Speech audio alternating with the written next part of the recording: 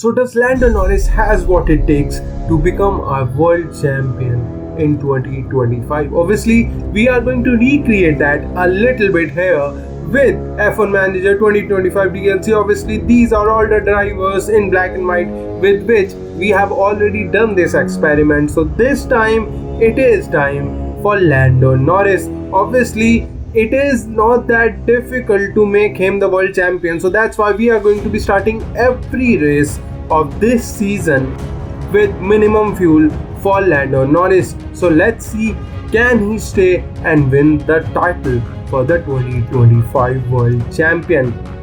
So first of all, we go into the design center, upgrade that. So after that, we go into the chassis department, upgrade that with a big top speed and engine cooling. So we go into the 84 million is what we got from the sponsor negotiation. So we develop everything, we go into the simulator or car part test center, we upgrade the car part test center. Obviously guys, you can see the car of McLaren looks P1 in most of the cases, but it's not going to be when we start this season, and we saw that with Piastri you got only P8. So we start our first race of this season with Australian GP, but Lando Norris did not have the pace in that one. Max Verstappen won that race very easily. So we go into the Chinese GP, and in the sprint race Lando Norris won it by 5 seconds. So in the main race we go again with Lando Norris, who wins by 20 seconds to Max Verstappen, and Piastri was in P7.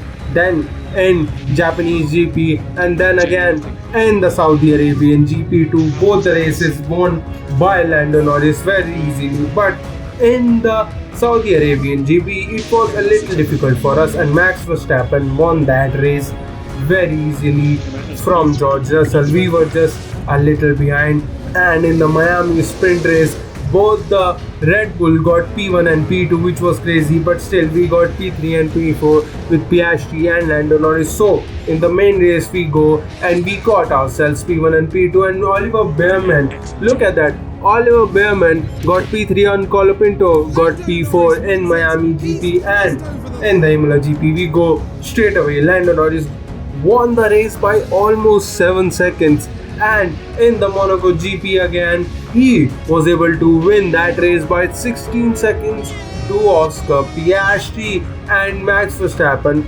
only in P3. And in the Spanish GP he was again able to win it, though only with a small margin, and Piastri was only P7. But in the Canadian GP Lando Norris got crazy, won that race.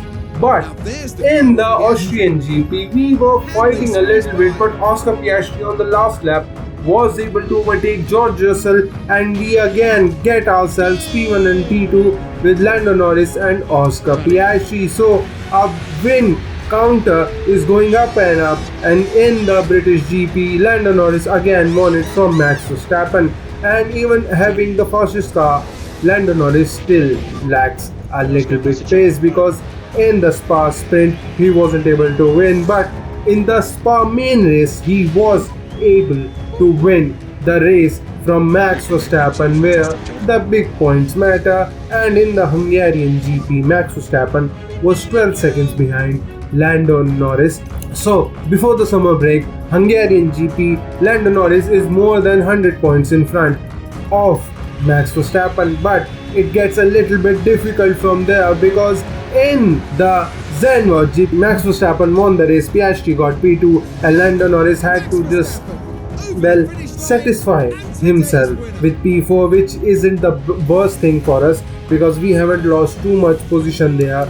So we go into the Monza GP, where Hamilton got P2, but Lando Norris was able to win that race. It was a wet affair, but in the next race in Azerbaijan, Lando Norris only got P2, but he came back very good in the Singapore GP, where he was able to win from 5 seconds to Max Verstappen. Obviously guys, Max Verstappen is catching us up, but in the US GP sprint, Lando Norris and Piastri got P1 and P2, thrashing the competition.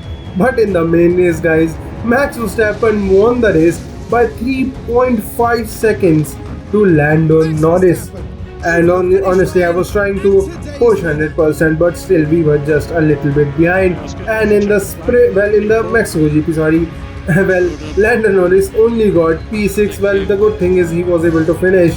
But in the Brazilian GP, Lando Norris and Piastri got P1 and P2, though it was only a sprint. And look at that, guys, almost all the drivers did not have the tires, and same thing in the Brazil GP. And the wet affair meant Lando Norris got P4 and Piastri only got P6. But the good news for us is that Russell was the one who won the race and not Max Verstappen. So in the Las Vegas GP, almost George Russell there almost took out Lando Norris, but it doesn't matter because he was able to win that race by 17 seconds to Oscar Piastri. But Max Verstappen came back in the Qatar sprint. He was able to win that race. But I knew that Lando Norris can bring something special for the main race of this one, and he was able to do it by getting P2. Obviously, Piastri got P1. He was just a little bit fast. Obviously,